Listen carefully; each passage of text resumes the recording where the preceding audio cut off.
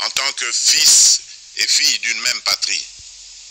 Mais face à cette épreuve, je vous exhorte à puiser dans cette force intérieure qui fait la grandeur du peuple congolais. Résistez avec courage. Faites preuve de vigilance constante et gardez votre calme malgré l'adversité. Sachez que nous ne sommes pas restés inactifs. Des plans de contingence sont préparés pour assurer la protection de la population civile et prévenir toute escalade de la violence.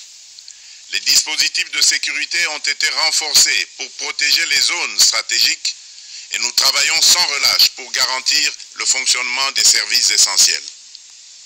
Je tiens à rendre un hommage solennel à tous ceux qui ont payé le prix ultime dans cette lutte pour notre dignité et notre souveraineté. J'ai une pensée pieuse pour le général-major Peter Chirimwami, gouverneur militaire du Nord Kivu, tombé les armes à la main. Je m'incline avec respect devant la mémoire de tous nos militaires et de tous les Wazalendo tombés sur le champ d'honneur.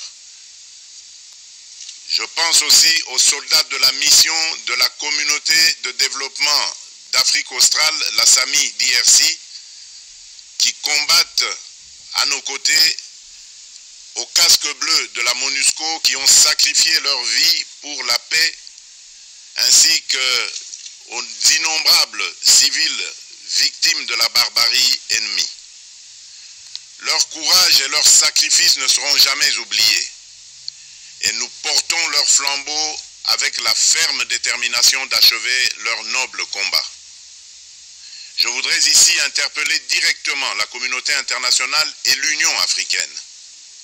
Le Rwanda continue de violer ouvertement et sans scrupule les principes fondamentaux de la Charte des Nations Unies ainsi que les accords régionaux.